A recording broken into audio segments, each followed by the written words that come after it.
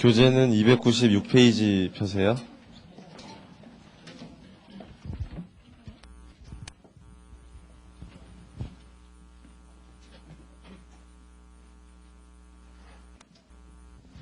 (296페이지) 펴놓으시고 오늘 6장 끝난 다음에 7장 들어갈게요. 거기 저가주연 평가라고 되어 있는데 보시고요. 저가주연 평가. 거기다가 이거 하나 적을게요.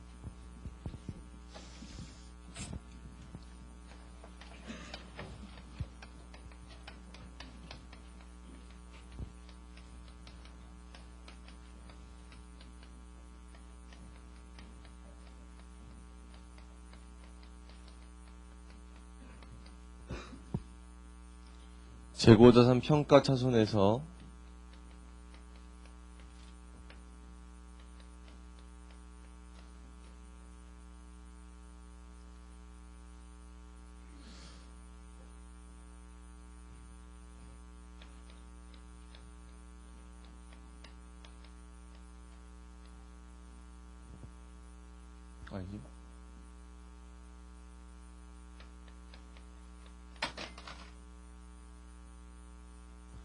원가 빼기 저가 저렇게 적으신 다음에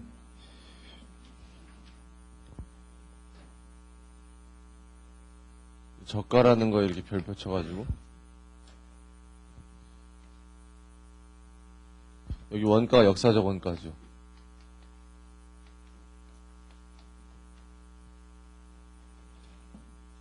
저가라는 거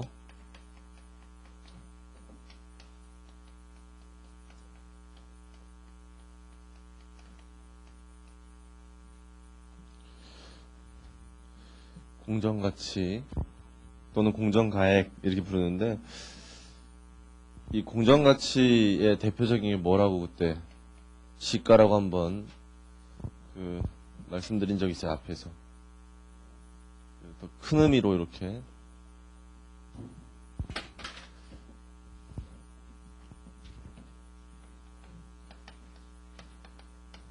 이건 어제 적은 거니까 적지 마세요. 위에 적는 건.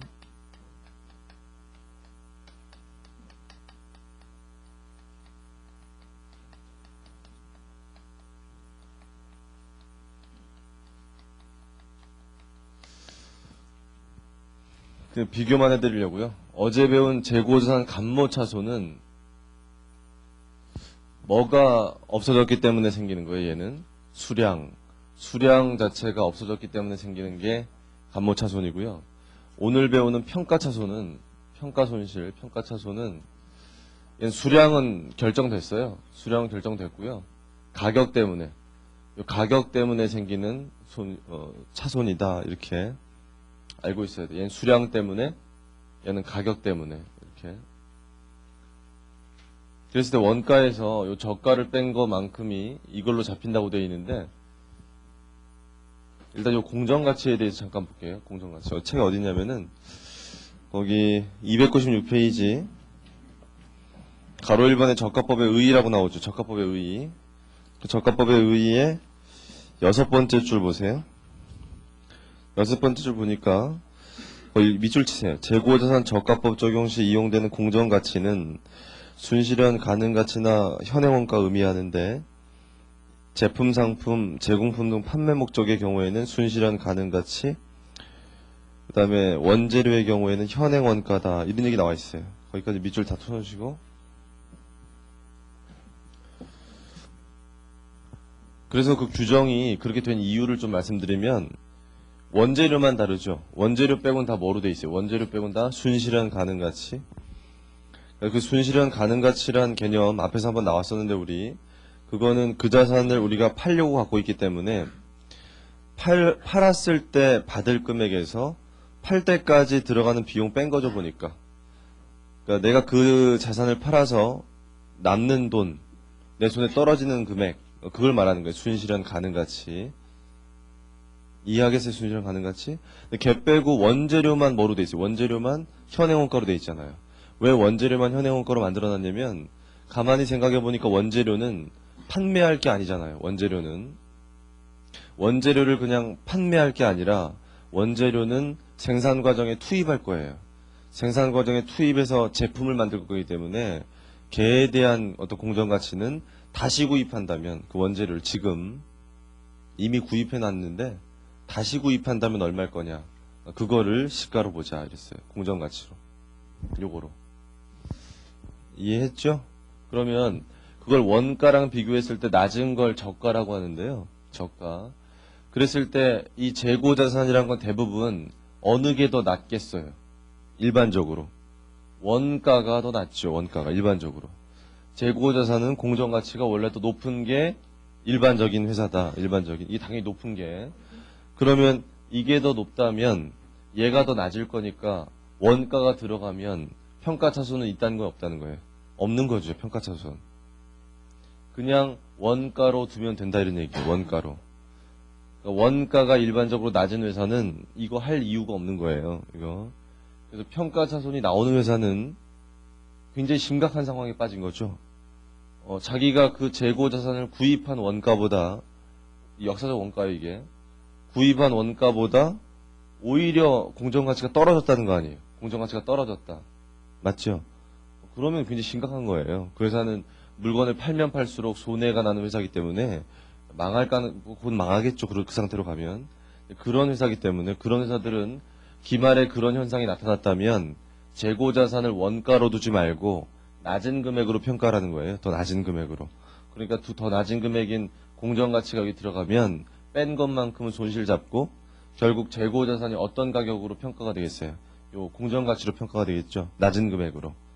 그렇게 평가하자는 게 이거고. 그래서 이걸 뭐라고 불러? 이름이 저가법이라고. 저가법. 평가차손 잡는 게. 이해하시겠어요? 왜 재고자산을 저가법 하는지 잠깐 얘기해 드릴게요. 왜 재고자산 저가법 하냐면 재고자산을 어떤 방법으로 평가할까 생각해 봤는데 일단은 우리는 특별한 언급이 없으면 뭐가 원칙입니까? 자산 평가할 때. 역사적 원가가 원칙이죠. 특별한 언급이 없으면 다 역사적 원가예요. 그럼 재고자산도 역사적 원가, 즉 구입했던 가격 그걸로 계속 두는 게 원칙인데 원래는. 근데 얘는 잘 생각해 보니까 무슨 목적으로 갖고 있어요 우리가? 판매 목적이잖아요. 이게 판매 목적. 처분할 목적이면 공정가액이 더 목적에 적합하겠다. 이런 생각을 했어요.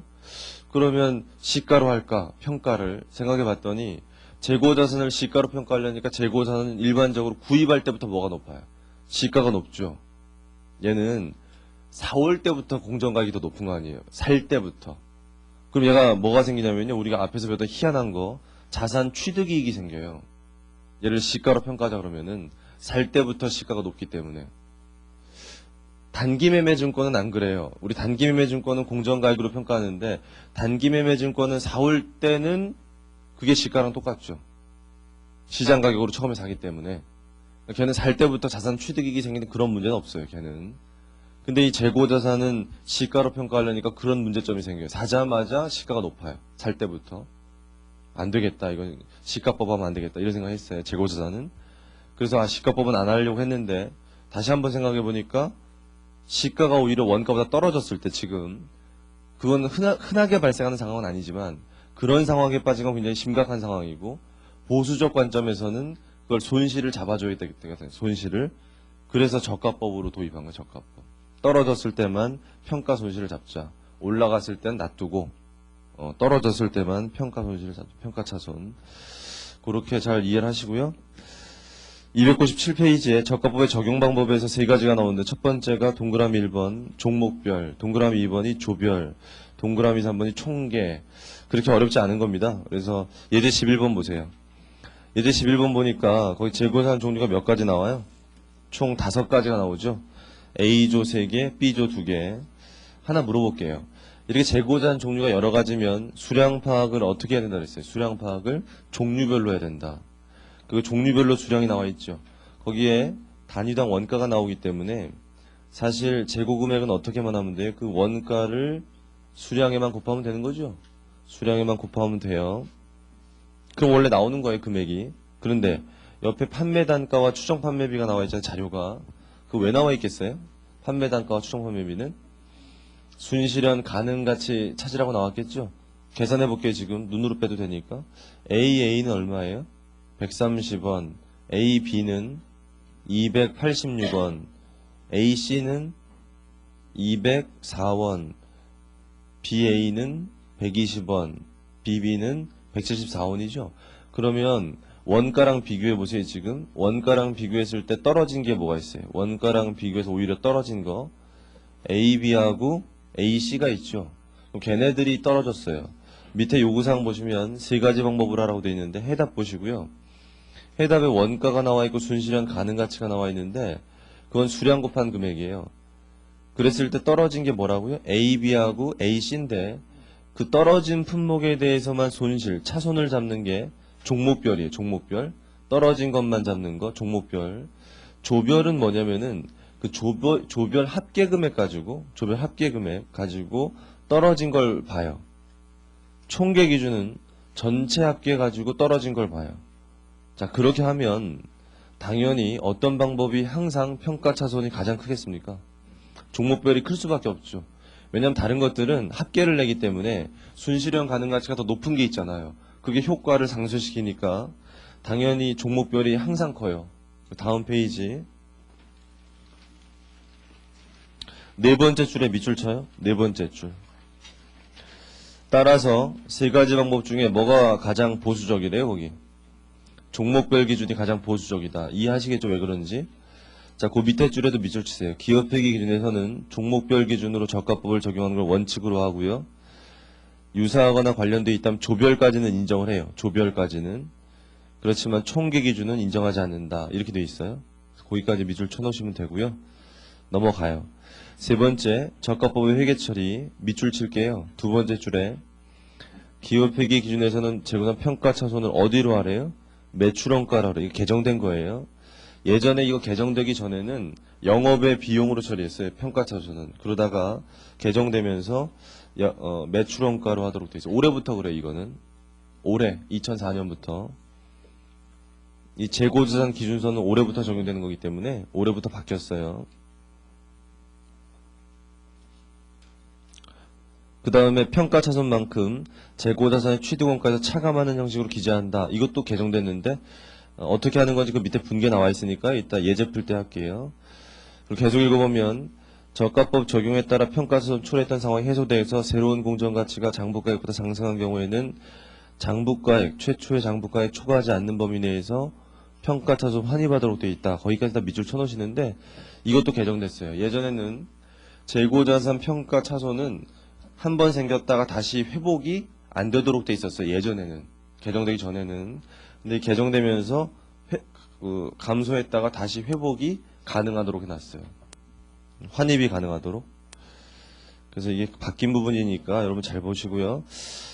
예제 12번 가지고 이거 설명할게요. 지금 밑줄 친 것들을 예제 12번 같이 풀면서 분계를 같이 해보세요.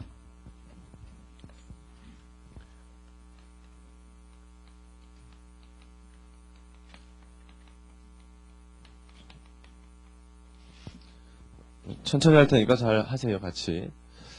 기말 수정 분결하는데,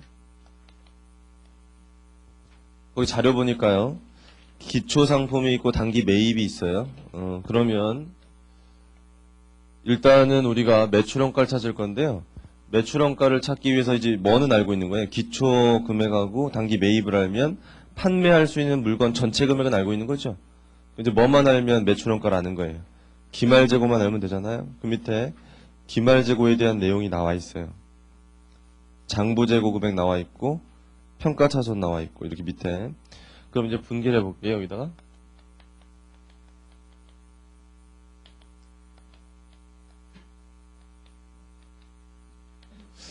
여기까지는 뭐 다 아는 거예요. 그냥 2만원 20만원 여기까지 할 것도 없고요. 매출원가 T계정 하나 그려놓을게요. 매출원가 T계정 2만원 10만원. 자, 여기까지 뭐 쉬워요. 이 옆에다가 뭐 하나 더 만들게요. 뭐 만들 거냐면 대차대조표 만들어요. 대차대조표. 이 회사의 대차대조표 2000X1년 12월 31일이라고 하고 여기에 상품 얼마 들어가겠죠. 여기 이걸 여기다 적어놓고 그 다음에 손익계산서 여기다 만들게요. 손익계산서 2000X 1년 초부터 말까지 매출액, 매출 원가, 매출 원가는 기초 재고, 단기 매입, 기말 재고, 여기까지만 적고 일단 그 다음에 매출 총이익,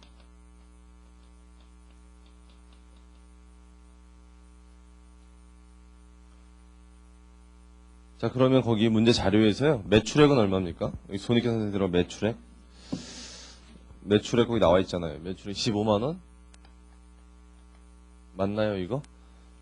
여기 적으세요. 여기는 그 다음에 매출원가인데 매출원가 기초재고와 단기 매입이 얼마예요? 2만과 10만 여기까지도 알죠 우리가.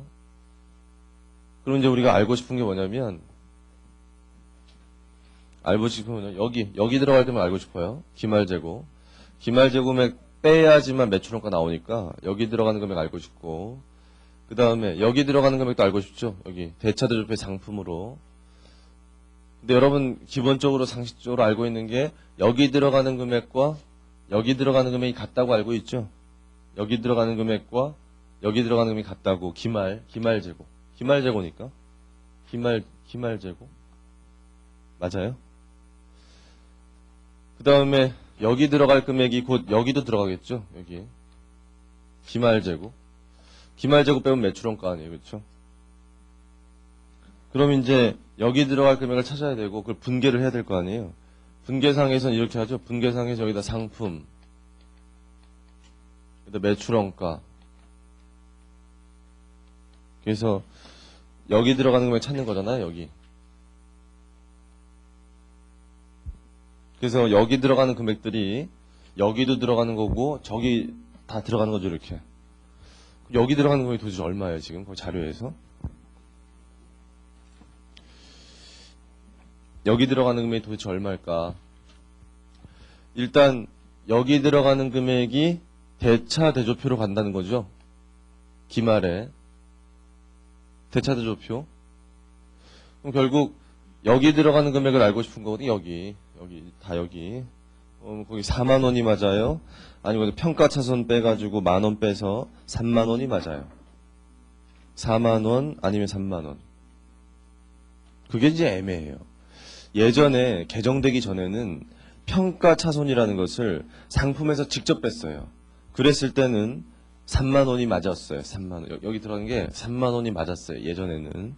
근데 이번에 개정된 게 뭐냐면은 여기를 상품을 평가차손을 직접 빼지 말래요. 직접 빼지 말고 개정 과목을 재고자산 평가 그 이름이 뭐예요? 평가 충당금, 재고산 평가 충당금, 재고산 평가 충당금이라는 개정 과목이 있어요. 그 평가 충당금이라는 개정을 만들어서 그걸 이렇게 차감하는 형식으로 기재하래요. 차감하는 형식으로. 그러니까 평가 손실될 금액이 거기 지금 얼마예요? 평가차손이? 10,000원이니까 10,000원을 여기다 적고요. 여기는 4만 원 줬고 거기서 빼니까 3만 원 됐다. 이렇게 표시하래요. 대차대조표에. 개정된 게 이래요. 이렇게.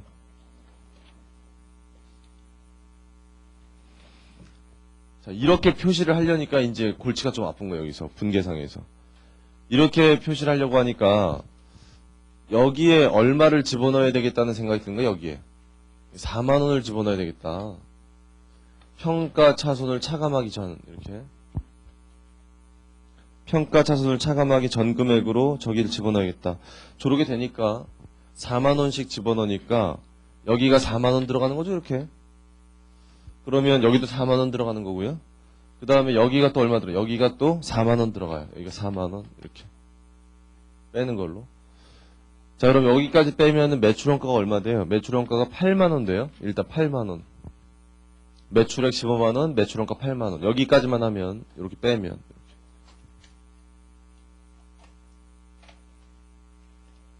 여기까지 이해하세요 지금? 자, 여기까지 한 다음에 잘 보세요. 여기까지 한 다음에 이제 분계 하나 더 해야 되는데 이 분계가 의미가 있어요. 지금 하는 분계. 자, 여기까지 한 다음에 보니까 이 상품이 원가로는 4만 원인데 저가로 평가하니까 이게 얼마라는 거예요? 3만 원이다 이런 얘기예요. 낮은 가격으로 평가하니까 3만 원. 그럼 이 상품을 얼마만큼 줄여야 된다는 얘기냐면은 10,000원만큼은 줄여야 된대요, 상품을. 근데 개정되기 전에는 여기다 바로 뭘 줄일 수가 있냐면 상품을 줄일 수가 있었어요, 이렇게. 상품을 줄이면 상품이 그냥 3만 원 되는 거 아니에요? 그런데 이번에 개정되면서 이렇게 하지 말래요. 상품을 직접 줄이지 말래요. 그러지 말고 가격이 떨어진 거는 재고자산 평가 충당금이라는 개정 과목을 쓰래요. 책에 개정 과목 이름 나와 있으니까 재고자산 평가 충당금이라는 개정 과목 속에 대차 대조표에 속하는 거거든요. 대차 대조표에 속하는데 이게 부채는 아니겠죠? 부채는 아니고요. 이거 뭐겠어요? 이 자산의 차감적 평가 계정이죠. 차감적 평가 계정. 여러분이 배운 감가상각 누계액, 대존 충당금 이런 거죠. 이게 그런 것처럼 여기 가서 차감하래요. 그렇게 만들어 놓고 차변에 10,000원만큼을 또 적어야죠. 이렇게. 이게 뭘까? 비용화 시켜야 될 거 아니에요? 비용화? 그런데 우리가 배웠던 게 감모손실 먼저 정리할까? 감모차손? 감모차손은 어떻게 하라 했어요? 이게 감모차손은 정상적이면 매출원가, 비정상적이면 영업의 비용 이렇게 돼 있었잖아요. 저게. 이 평가차손은 예전에는 영업의 비용이었어요. 과거에. 개정되면서 이걸 다 뭐로 하재요? 매출원가로 하재요. 가격이 하락한 것은 물건을 팔다 보니까 어쩔 수 없이 발생한 걸로 보고 매출원가에 다 포함시키자. 매출원가에 포함시키는데 그 세부적인 개정 과목을 쓰면 재고자산 평가차손이죠. 이제 매출원가에 속하는 거고. 이렇게 하재요. 자, 그럼 이걸 옮겨 적어 볼게요. 이것이 평가 충당금은 대차 대조표로 가면서 일로 들어가는 거죠. 이렇게 차변으로 들어가서 뺀다는 거잖아요. 이렇게. 그리고 매출원가에 10,000원을 더 적어야 되니까 매출원가가 이렇게만 하면 얼마예요? 이게 지금 8만 원이잖아요. 8만 원. 근데 10,000원만큼을 포함시키라는 거죠. 더. 매출원가를 얼마로 만들라는 거예요? 9만 원. 매출원가를 9만 원. 여기서 이렇게 해서 매출원가가 8만 원 나왔는데 여기에 재고자산 평가 차손만큼 10,000원만큼 매출원가를 더 잡으래요. 매출원가를 얼마로? 9만 원으로. 이렇게 하래요.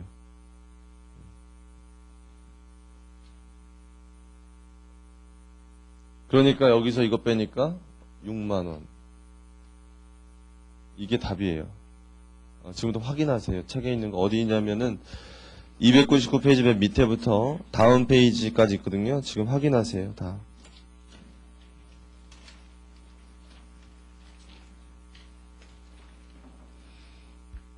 그래서 여러분 이 부분이 좀 어렵게 바뀐 부분이에요. 이번에 개정되면서. 그래서 좀 나름대로 정리를 좀 잘 하셔야 돼요. 어떻게 하는 건지. 그래서 다시 한번 정리하기 위해서 300페이지 예제 13번을 같이 풀 거니까요. 종합적인 문제거든요. 감모차손과 평가차손 다 있는 거. 그거를 같이 할게요, 지금. 300페이지에는 예제 13번을 지금 푸세요, 연습장에다가. 하나 풀기 전에 조언해 드릴게요. 얘는 제목 자체에서 알 수 있겠지만 감모차손과 평가차손이 동시에 있겠죠? 풀어보면 동시에. 그럼 동시에 있으면요 뭐부터 계산해야 돼요? 두 개가 동시에 있으면 항상 감모차손 먼저 계산하는 거고요. 그 다음에 평가차손이에요. 왜냐하면은 이거 당연한 건데 먼저 수량이 없어진 걸 원가만큼 다 없애야죠. 남아있는 물건 가지고 뭘 계산해야 돼요? 가격 하락한 걸 따져야죠. 없어진 물건에 대해서 가격 하락한 걸 못하러 따져요, 우리가. 먼저 창고에 가서 없어진 물건 다 정리하고 남아있는 물건 가지고 뭘 하는 거예요? 가격이 떨어졌는지 확인하는 거죠. 그렇기 때문에 항상 감모차손 먼저, 수량 먼저, 그 다음에 평가하는 거예요. 평가차손. 알겠습니까? 그렇게 해보세요, 지금. 그래서 자료 보신 다음에 요구사항 보시고 분개해 보세요, 분개.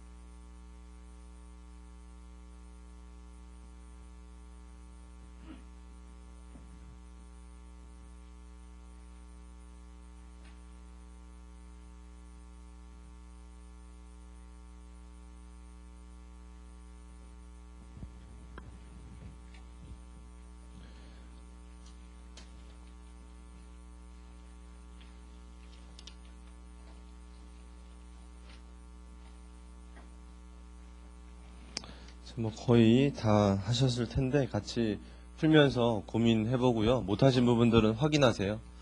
먼저 기말 수정 문제를 시작하는데 매출원가 찾으려고요. 우리가 매출원가를 찾으려고 기말에 수정 문제 하려고 하니까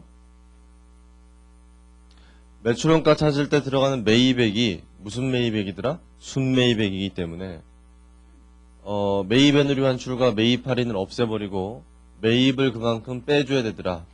그러니까 순매입액이 400이 되고요. 기초상품을 매출원가로 보내면서 단기 순매입액을 매출원가로 보내니까 일단 매출원가 계정에 50과 400이 가서 매출원가 일단 얼마냐면 450이 됐어요. 일단 판매 가능한 물건만큼. 그럼 거기서 이제 우리가 뭘 빼야 돼요? 기말의 재고를 빼야죠. 기말 재고 금액을 빼야 되는데 그럼 여기 얼마 들어갈 거냐 이런 얘기고 여기 얼마 들어갈 거냐 이런 얘기예요. 그랬을 때 여기 얼마 들어갈 거냐의 문제에서 이게 대차 대조표로 갈 거니까 이 대차 대조표로 들어갈 이 금액은 결국 어디로 갈 거냐면 일로 갈 거란 말이에요. 여기로 갈 거니까 여기로 들어간다면 요 금액에서 나중에 뭘 뺄 거냐면 평가 차손은 뺄 거거든요. 결과적으로 여기 들어가는 금액은 평가 차손을 고려하기 바로 전 금액이 들어가면 되겠죠. 평가 차손은 고려하지 않은 금액. 평가 차손은 그럼 여기 얼마가 들어가는 게 맞을까? 그걸 계산해야 돼요, 여러분들이. 거기 요거 얼마? 그 자료 보니까요. A, B, C 3개가 있는데 이쪽에다 한번 제가 계산해 볼게요. A, B, C 3개가 있는데 A, B, C 3개가 있을 때 우리가 알고 싶은 저기 들어가는 금액은 일단 없어진 물건은 생각할 필요 있어요, 없어요? 없어진 물건은 생각할 필요 없죠. 기말 현재 창고에 남아있는 물건 A가 900개, 350개, 그 다음에 500개. 이게 실제 재고죠. 이게 창고. 여기에다가 뭐 곱한 금액이 저기 들어가면 되겠어요. 가격 하락한 건 일단 고민할 필요 없잖아요. 그래서 평가차손은 나중에 할 거니까.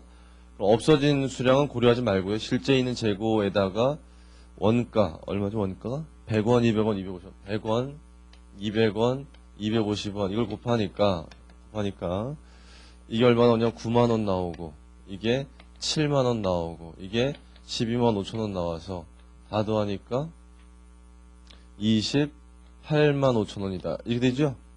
결국 이 금액이 감모차손은 빠진 금액이고요. 평가차손은 안 빠진 금액이에요. 수량이 없어진 것만큼은 여기 빠졌고요. 가격과 관련해서는 전혀 안 빠진 금액이에요. 이 금액이 뭔지 알겠습니까? 그럼 결국 이 금액이 여기 들어갈 금액이다. 여기 들어갈 금액. 요 안에. 맞아요? 그러면 집어넣으세요. 여기다가 28만 5천원, 28만 5천원 이렇게 된다는 얘기예요. 그럼 여기 들어가 있는 금액이 어디 반영되냐면 여기 반영되죠. 여기 28만 5천원. 그 다음에 여기 들어가죠. 28만 5천원. 그 다음에 여기도 들어가죠. 여기 28만 5천원. 자, 여기까지 이제 이해되세요? 일단 여기까지 한 다음에 그 다음에 이제 뭐가 있냐면 이 타계정 대체. 이 타계정 대체라는 게 이제 여러분들 다 같은 말이 뭐였어요? 매출 이외의 상품 감소액.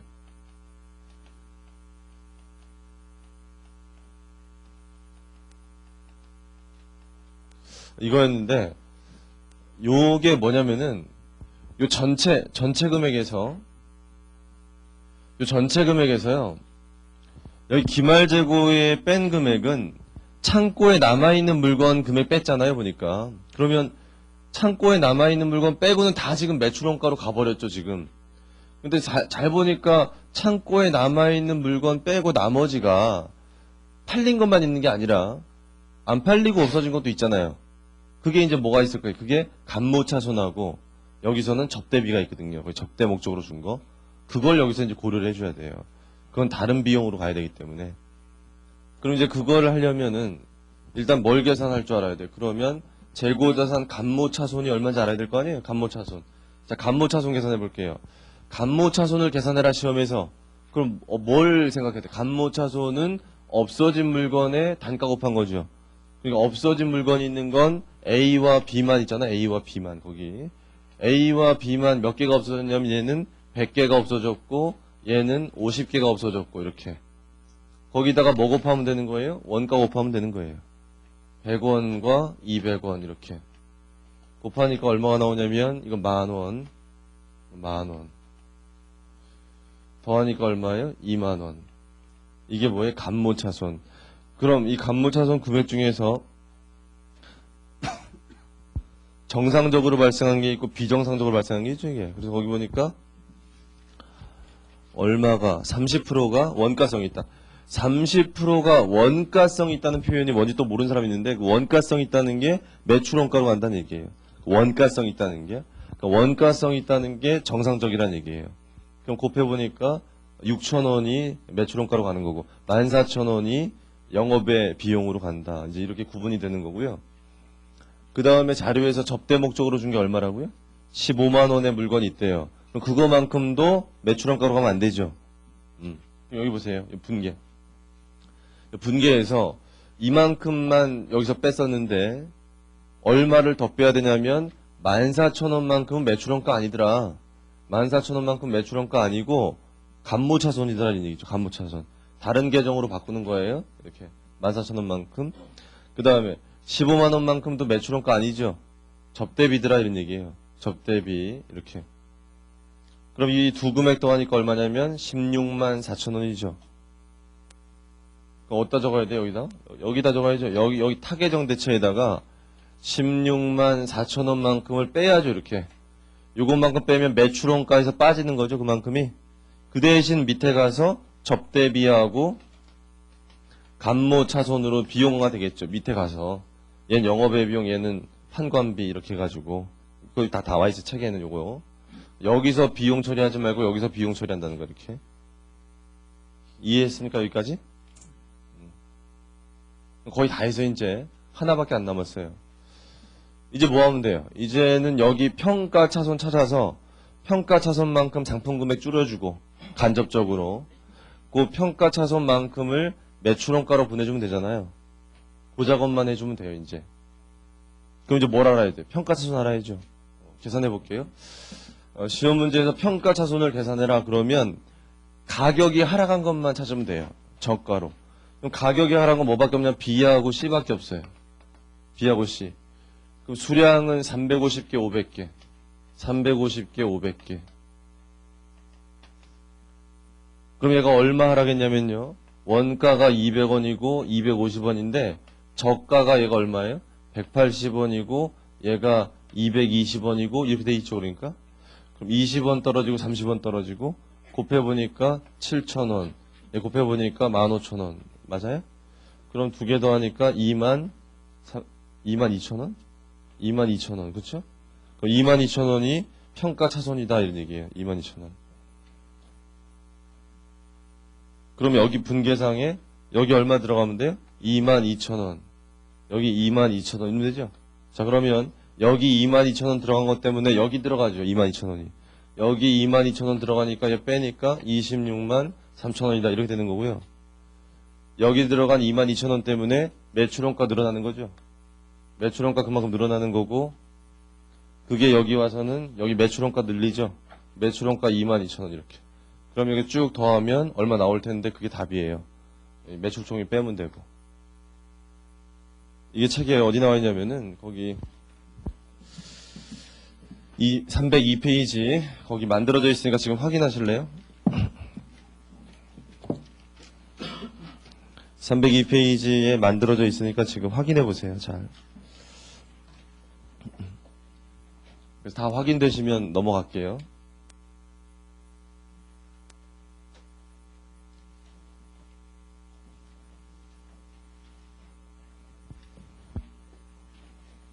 넘어가도 되겠죠? 그래서 여러분들 이거 이 정도 지금 푼 예제 요거 정도만 이해하시면 뭐 충분할 것 같아요. 이 정도 예제를 이해하시면 연습 문제는 여러분이 나중에 하시고 7장 하겠습니다. 7장 투자자산 320페이지 펴시고요.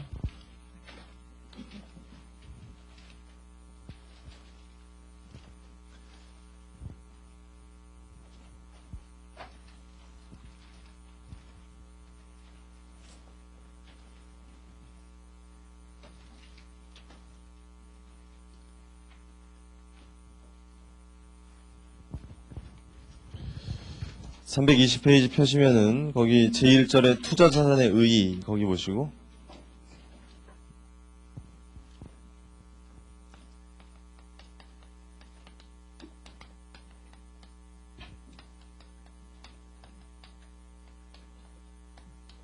자, 투자자산은 보유 목적이 뭐예요? 이제 복습하시면 판매 목적으로 갖고 있는 거는 재고자산, 영업활동에 사용하려고 계속 보유하는 것은 유형자산, 무형자산, 투자 목적이다 이렇게 알고 계시면 되고 거기 보니까 개정 과목들이 좀 나와요. 320페이지 첫 번째에는 투자부동산은 여러분 혼자 보시고요. 두 번째에는 매도가능 증권부터 보세요. 매도가능 증권, 만기보유증권, 지분법 적용 투자주식. 자, 그거 다 배웠죠, 우리? 몇 장 할 때 했냐면 4장 할 때 했었고.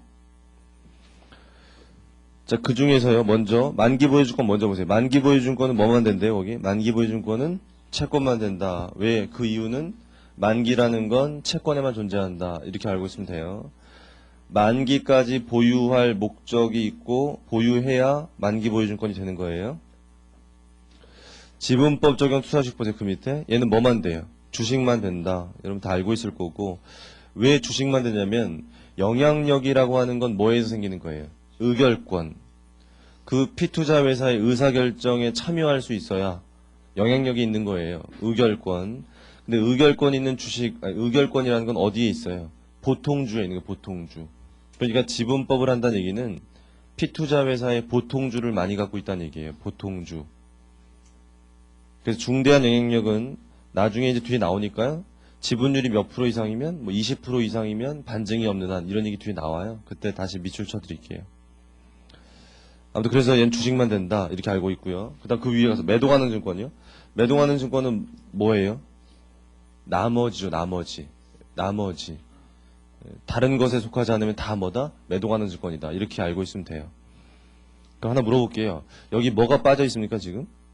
단기 매매 증권이 빠져 있잖아요. 보니까 다른 거 다 있는데 이 주식과 채권 샀을 때 왜 없죠 여기 단기 매매 증권이? 투자 자산이 아니기 때문에 그래요. 단기 매매 증권은 투자 자산 아니에요. 걔는 유동 자산이에요. 그래서 구분할 줄 아셔야 돼요. 그 밑에 장기 대여금과 장기 금융 상품은 대여금, 장기 대여금이 일단 앞에서 우리 배웠었죠. 얘는 뭐 평가해야 돼요? 장기 대여금 있으면 현재 가치 평가해야죠. 그거 알면 돼요. 장기금융 상품은 우리가 몇 장 할 때 했냐면 4장 할 때 했었죠. 정형화된 금융상품 투자했을 때 1년 이후에 만기 도래하면 장기다. 사용 제한된 게 있다면 주석 공시한다. 그러니까 다 했어요. 정리하시면 돼 다시 한번. 321페이지 보시면 뭐 특수관계자의 개념이 좀 나와 있는데 요거 간단하게 좀 정리해 드릴게요. 여러분 이거 동그라미 1, 2, 3, 4 억지로 외우지 마시고 특수관계자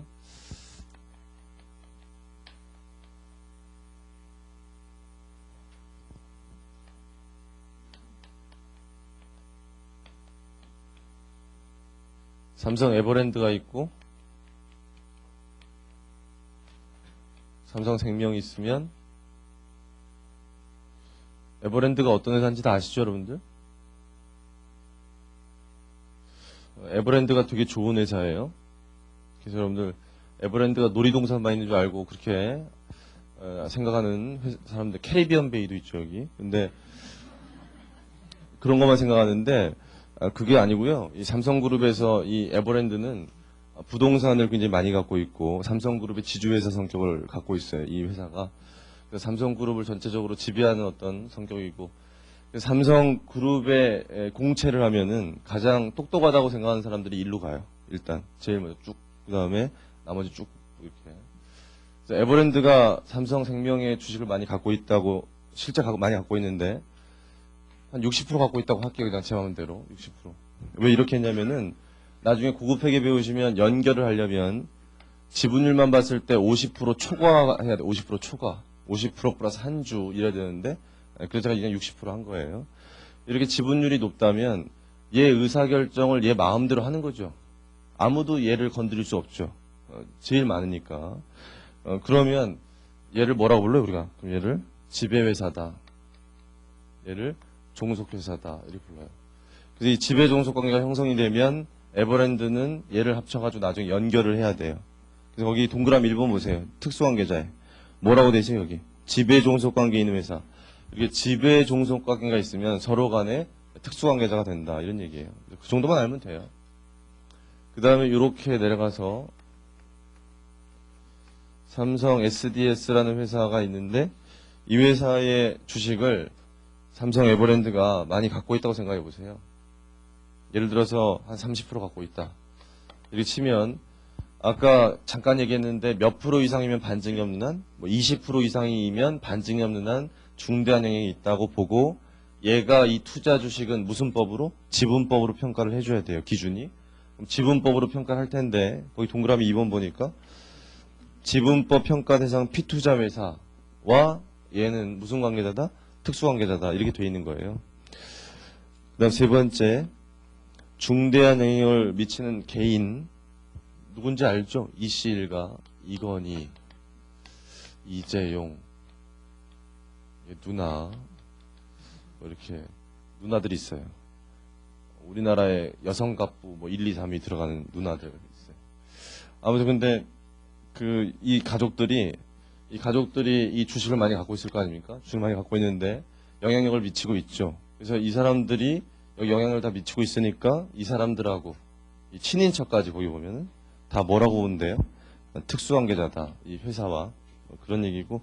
동그라미 4번은 뭐예요? 동그라미 4번. 경영진이라고 되어 있는데 경영진은 이사회를 생각하시면 돼요. 이사회 이사들. 이 회사 이사회 있잖아요. 주식회사니까. 이사회 이사들이 경영진이다 이렇게 생각하면 되거든요. 그럼 이사회 이사들하고 그 사람들의 친인척까지 거기 보니까 다 이 회사와 뭐다? 특수관계자다 이렇게 돼 있어요.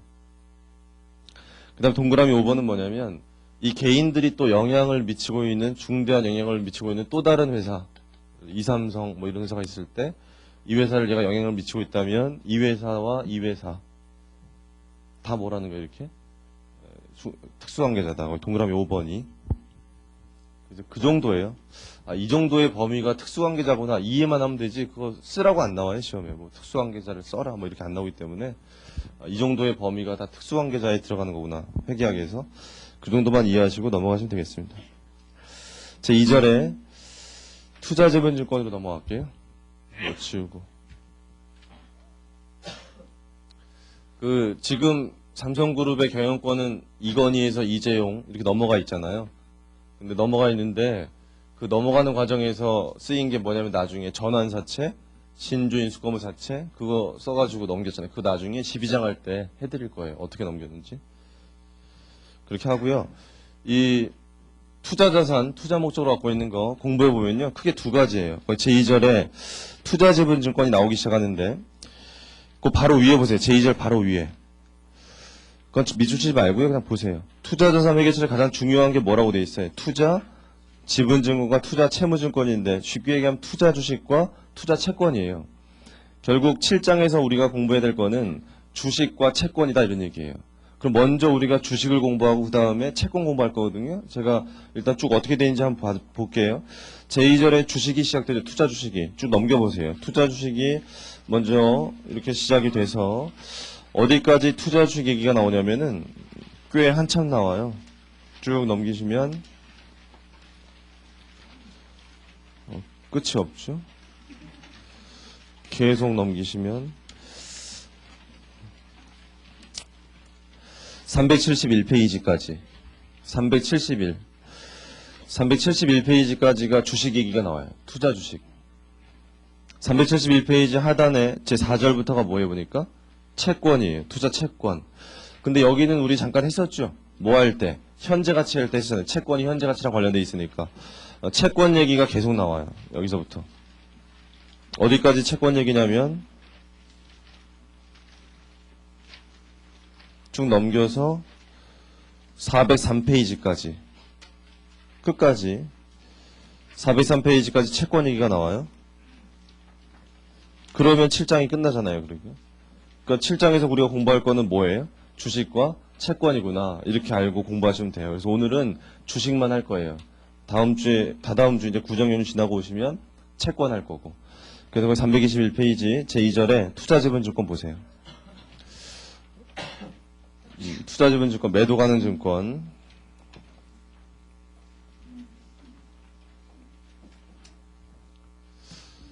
그래서 오늘은 투자 주식, 투자 지분증권,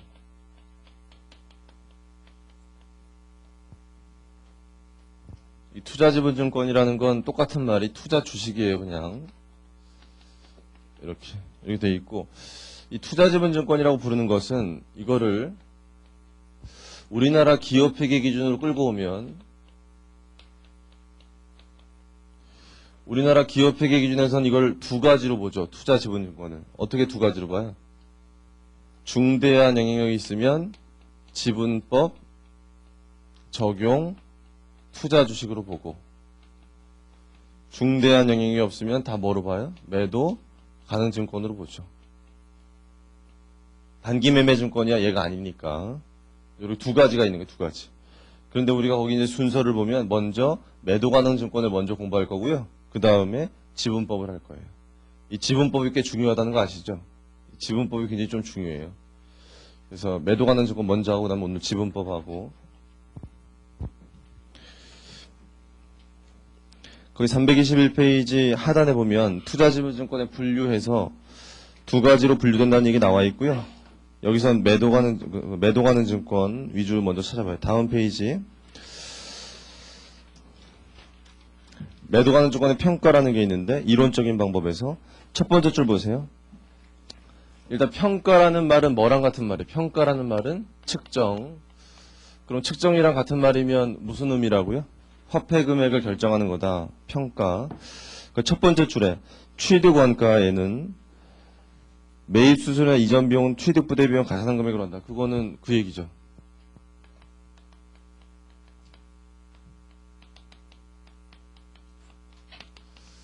그러면 주식을 취득할 때 발생하는 대표적인 취득 부대 비용은 뭐가 있어요? 주식을 취득할 때 발생하는 대표적인 취득 부대 비용은 증권회사 수수료. 그것만 시험에 나오면 더 할 줄 알면 돼요. 그렇게 하시고, 거기 주의할 거 밑줄 칠 것만 밑줄 쳐 드릴게요. 거기 여섯 번째 줄요. 여기서 주의할 점은 유가증권의 최초 취득 원가는 당해 유가증권의 취득 시점의 공정가액과 취득 부대 비용의 합계 금액을 초과할 수 없다는 것이다. 거기다 밑줄 쳐 놓으세요. 그게 무슨 얘기냐면은, 아무리 우리가 유가증권을 공정가액보다 비싸게 구입했다 하더라도 그 공정가액 금액을 넘을 수 없다는 거예요. 취득 원가가. 뭐 그런 걸 거기다 명시해 놨어요. 이렇게 기준에다가. 근데 주의할 거는 이렇게 말로 하는 문제가 나올 수 있어요. 말로 하는 문제가, 유가증권의 최저 취득 원가는 당해 유가증권의 공정가액, 취득 시점에 공정가액을 초과할 수 없다. 즉 거기 취득 부대 비용의 합계 금액이라는 표현이 있잖아요. 그 표현을 안 했다고 생각해 보세요. 실제 시험에서 유가증권의 최소 취득 원가는 당해 유가증권 취득 시점에 공정가액을 초과할 수 없다. 그럼 그럴듯하잖아요. 굉장히 그럴듯하고 맞는 말 같은데, 기준에는 분명하게 취득 부대 비용의 합계 금액을 초과할 수 없다고 돼 있어요. 왜냐면은 이 구입 가격이라는 것이 공정가액일 거 아니에요. 시장에서 거래되는 가격이라면 그 공정가액에 취득 부대 비용은 더해야 되니까, 그 취득 원가가 공정가액 넘을 수 없다고 하면 이상하잖아요. 그게. 그래서 일부러 취득 부대 비용 합계 금액을 넘을 수 없다 이렇게 규정한 거예요. 규정이. 그래서 그냥 주의하세요. 말로 하는 문제로 나올까봐 주의만 하시면 돼요. 넘어가시고, 자, 그 밑으로 가서 1번의 원가법부터 보시는데, 그러면 이제 뭐예요? 취득할 땐 뭐로 기록한다? 취득 원가다. 이건 되게 쉬운 얘기예요. 취득할 때 취득 원가. 그 다음부터 그 밑에 원가법, 공정가액법 나오는 건 이제 언제 얘기하는 거예요? 취득할 때 취득 원가고, 그 밑에 나오는 건 이제 언제 얘기하는 거예요? 이제 기말이죠, 기말. 보유하고 있을 때 기말에 어떻게 평가할 거냐, 이제 이거죠. 원가법이라는 게 제일 먼저 나오는데, 어떻게 하자는 게 원가법은? 계속 취득 원가. 그래서 할 게 없잖아요. 혼자 보세요. 그래서 원가법은. 두 번째, 공정가액법. 공정가액법 보는데, 이 공정가액법이라는 건 방금 전에 나왔던 원가법이랑 똑같고요. 다 똑같은데, 한 가지만 딱 차이나요. 한 가지. 뭐가 차이나요? 한 가지? 기말에 공정가액으로 평가한다. 즉, 시가. 그거로 평가한다는 것만 다르고요. 다른 건 차이가 나는 게 없어요. 원가법이랑. 323페이지까지 그런 얘기 나와 있는데, 예제 1번 가지고 같이 할 거니까요. 예제 1번을 같이 해보세요. 예제 1번. 그 예제 1번 보니까 2000에서 1년 1월 1일 날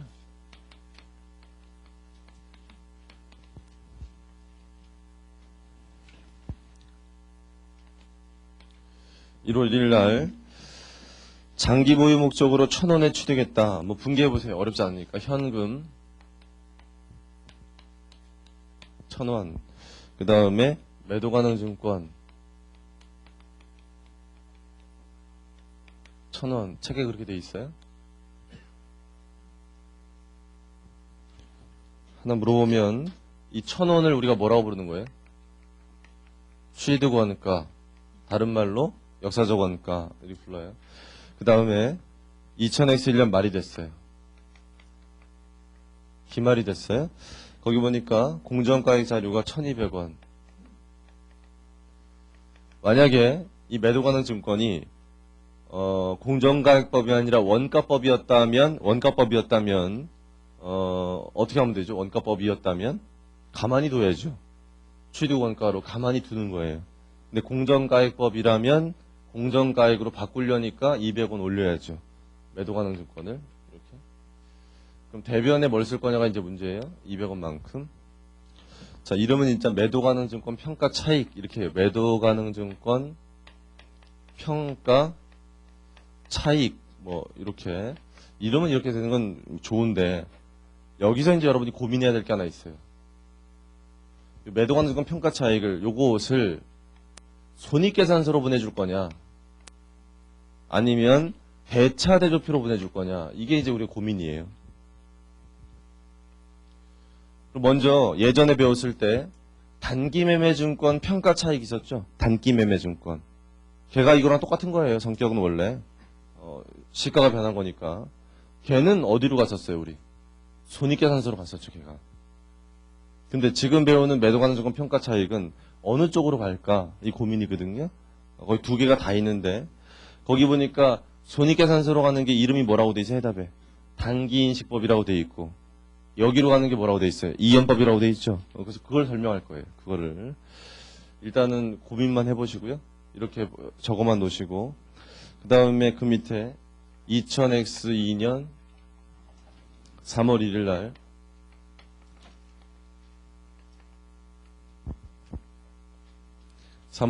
뭐라고 돼 있냐면은 배당금 받았다고 돼 있죠. 현금 얼마 받았냐면은 100원 받았고요. 대변에 배당금 수익 100원 이렇게 됐어요. 그 다음에 2000X2년 12월 말 요때 공정가액이 또 얼마로 올랐대요? 이때 1,400원 됐대요. 그러면 공정가액법 하면 매도 가능 증권을 얼마 올려야 돼요? 200원 올리고 대변에 매도 가능 증권 평가 차익 200원. 이렇게 하면 또 고민이 얘를 또 어디로 보낼 거냐? 얘를 또 손익계산서로 보낼 거냐? 아니면 대차대조표로 보낼 거냐? 이게 고민이에요. 그 다음에 이제 마지막으로 그 밑에 보니까 2003년 2월 5일 날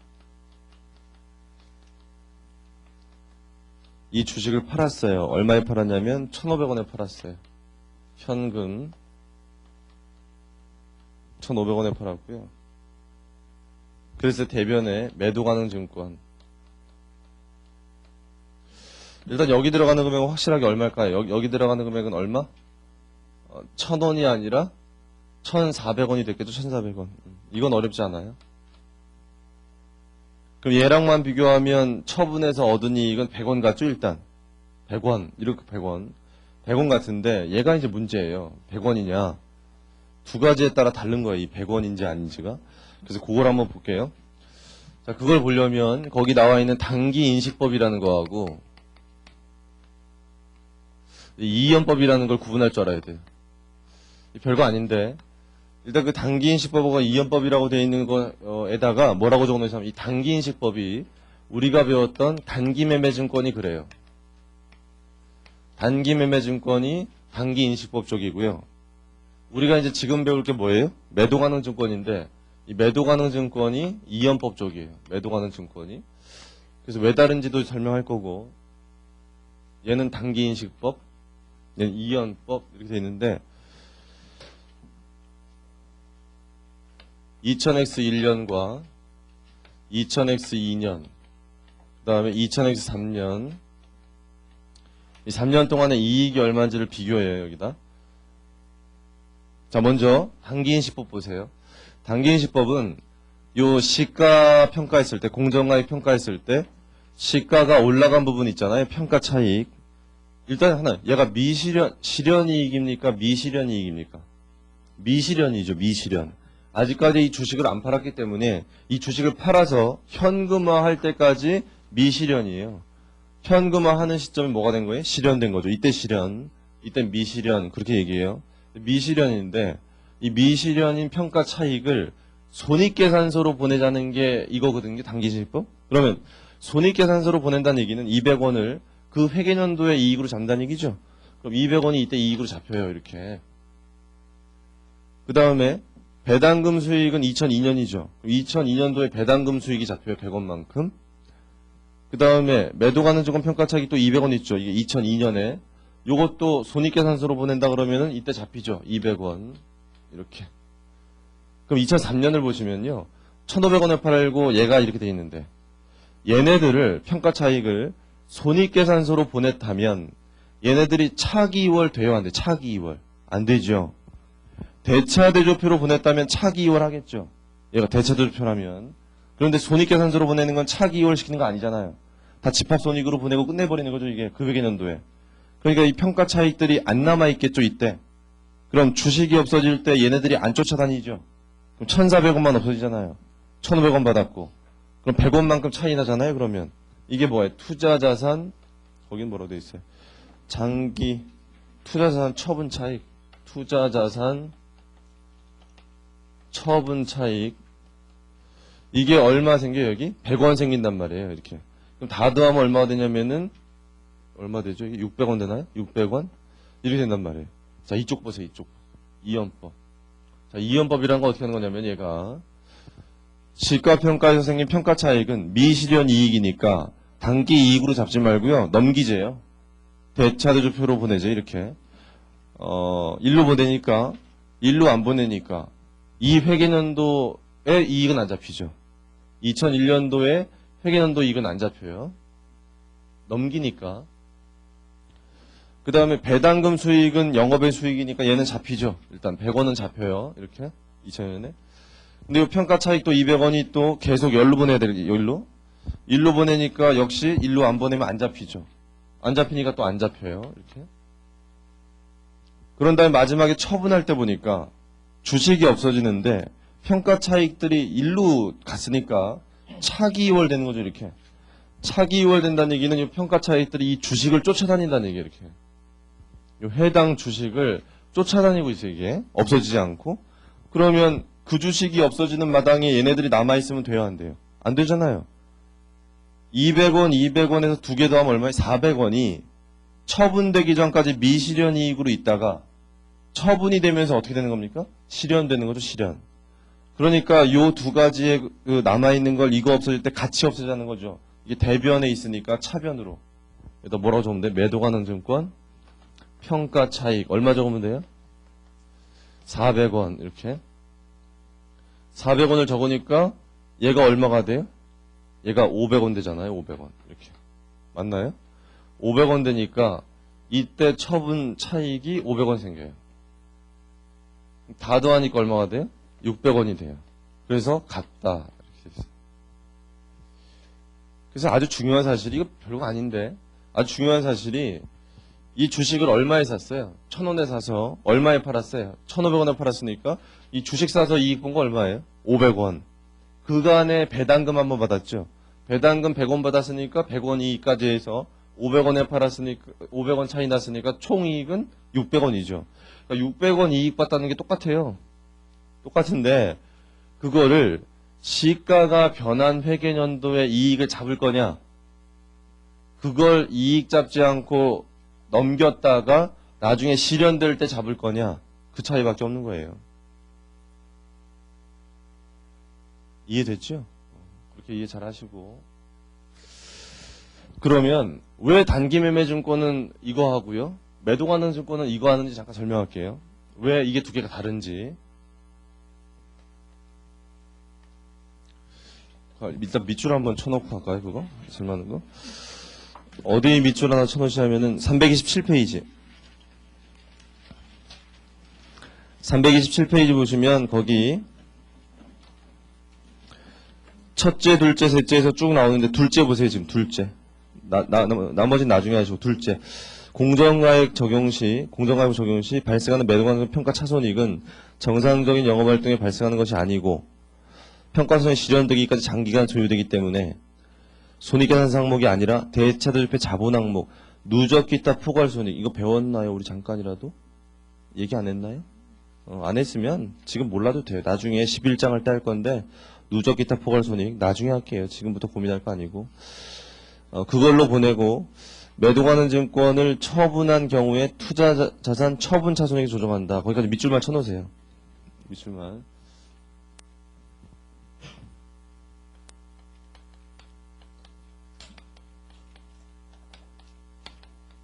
자, 요거까지 설명하고 잠깐 쉴게요. 여기까지 설명한 다음에. 자, 보면. 자, 2001년 말이 됐어요. 2001년 말이 되면 이 회사가 뭐를 기말에 보유하고 있냐면 주식을 보유하고 있어요. 기말에 주식을 보유하고 있으면 그거를 시가로 평가할 수 있거든요. 이제 공정가액으로. 평가를 하면 뭐가 생기는 거예요, 이게?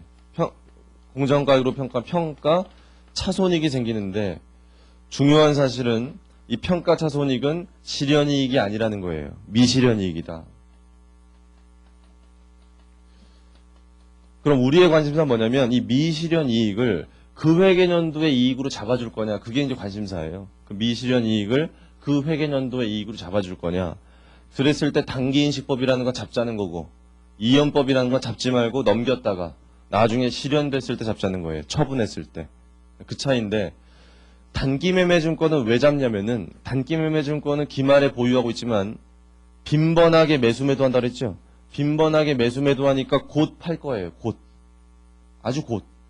곧 처분할 거고 처분된 다음 뭐가 되는 거예요? 실현되는 거고. 그러니까 실현되기까지가 아주 단기간이죠. 아주 단기간. 게다가 얘는 그 단기매매증권은 시세차익을 보고 투자하는 건 시세차익을. 시세차익을 보고 투자하는데 기말연대 투자했는데 시세차익이 생긴 거 아니에요? 그렇다면 시세차익이 생긴 건 그 회계년도에 뭐로 볼 수 있다? 성과로 볼 수 있다 이거예요. 단기매매증권은 시세차익으로 투자한 거니까. 그러니까 그 시세차익 생긴 것만큼 그 회계년도의 성과로 포함시키는 게 좋다. 그래서 단기손익으로 보내자. 그렇게 한 거예요. 실현도 짧게 되고. 근데 지금 배우는 매도가능 증권은 기말에 시가평가한 다음에 다음 말까지 팔아요? 안 팔아요? 안 팔 가능성이 더 많은 거죠. 장기 투자하는 거니까. 그 다음 연도도 안 팔 가능성이 더 많은 거예요. 장기 투자. 계속 갖고 있을 거란 말이에요. 이렇게. 그럼 시가라는 건 이때랑 계속 변하죠. 들쭉날쭉하죠. 들쭉날쭉하는데 들쭉날쭉하는 시가 때문에 평가손익, 차손익은 계속 생기는데 그걸 그때마다 그 회계년도 손익으로 집어넣어 버리면 실현되지도 않은 손익 때문에 그 회계년도 손익들이 들쭉날쭉하잖아요. 실현되지도 않은 것 때문에 실현되려면 아직 멀었는데 그거 안 좋더라. 평가차손익을 그냥 자본 항목으로 보내서 단기 손익 보내지 말고 대차대표로 보내놨다가 언제 실현됐을 때 그때 다 잡자. 이게 뭐라고요? 이연법, 매도가능 증권 이렇게 된 거예요. 됐나요? 한 가지 얘기만 더 하고 싶게요. 뭐냐면 얘가 처분이익이 이렇게 나왔지 500원. 책에 여러분 어딨냐면은 324페이지 324페이지요? 324페이지에 거기 해답 2003년 2월 5일자 회계처리 보세요. 2003년 2월 5일자 2003년 2월 5일자 회계처리 보시면 제가 지금 칠판에 한 거랑 좀 다르다는 거 알 수 있어요. 거기 표 안에 있는 거. 좀 다르죠? 그거 이연법 했을 때. 얘랑 좀 다르잖아요 보면. 근데 얘랑 똑같은 게 어디냐면 바로 밑에 보세요. 바로 밑에 보니까 이렇게 할 수도 있다 해서 밑에 나와 있죠 또. 그게 이거랑 똑같죠? 제가 칠판에 한 거랑. 여러분 그 공부할 때 그 밑에 있는 걸로 하세요. 이 칠판에 한 것처럼. 그게 우리나라의 어떤 기준의 입장이고요. 그 위에 있는 거는 참고하시면 되는 거예요. 이론적으로 그렇게 할 수도 있다는 거기 때문에. 그 밑에 있는 걸로 공부하세요. 밑에 해놓은 걸로. 자, 이렇게 하면 되는데, 이렇게. 요 처분 차익 500원 생겼잖아요. 이게 지금 무슨 법 평가한 거죠? 공정가액법. 원가법이 아니죠. 근데 이 주식 만약 원가법으로 했다고 생각해 보세요. 원가법. 그러면 1,000원으로 그대로 두는 거죠? 1,000원으로. 1,000원으로 그대로 두는 건데 그랬을 때 1,500원에 팔면요. 처분이익 얼마 생기는 거죠? 500원 생기는 거죠? 500원. 시가평가한 거랑 똑같잖아요. 보니까. 그래서 어떤 걸 알 수 있냐면 이 평가 차손익을 평가 차익을 손익계산서로 안 보내고 대차 대조표로 보내버리면 결국 항상 이 주식은 뭐로 평가하는 거랑 똑같이 되냐면 취득원가로 평가하는 거랑 똑같이 돼요. 왜냐하면 1,000원에서 1,200원 올라갔잖아요. 그런데 얘가 쫓아다니잖아요. 결국 이 금액에서 이 금액 빼면 얼마 되는 거예요? 1,000원 되는 거죠. 시가가 변한 만큼 얘가 계속 쫓아다니기 때문에 그리고 나중에 이거 없어질 때 얘가 같이 없어질 거 아니에요? 같이 없어지면 결국 이게 뭐예요? 뺀 게. 원가잖아요, 그게. 그래서 시가로 평가하더라도 공정가액으로 그것이 대차 대조표를 통해서 쫓아다닌다면 결국 뭐랑 똑같다? 원가법이랑 똑같아요. 이게 어디 나와 있냐면 책에는 333페이지. 333페이지 보시면 거기 가로 1번에 원가법과 공정가액법의 비교라고 돼 있죠, 거기. 그거 쉬는 시간에 읽어보시는데 오타가 하나 있거든요. 오타가 어디냐면은 거기 중간에 첫 번째 분계에서 공정가액법 보시면 투자자산 처분 차익이 얼마라고 돼 있어요? 1,300원 돼 있죠? 1,000원을 없애버리세요. 300원이에요, 그거 300원. 1,000원 오타니까 300원으로 바꾸시면 돼요. 그거 쉬는 시간에 읽어보시면 지금 제가 설명한 게 그거거든요. 이거 쉬는 시간에 거기 읽어보세요. 맨 밑에서 세 번째 줄에 매도 가능 증권을 공정가액법으로 평가한다 하더라도 평가차손익을 자본 항목으로 처리했을 때는 실질적인 장부가액은 뭐랑 똑같다? 원가법으로 했을 때랑 똑같다. 그거를 잘 읽어보시고 앞으로 오시면 325페이지에 저가법이 있는데 얘는 안 할 거예요. 저가법은. 혼자 보세요. 중요한 거 아니라서. 326페이지 이번에 매도 가능 증권법 기업회계 기준부터 잠시 쉬었다가 계속 이어서 하겠습니다.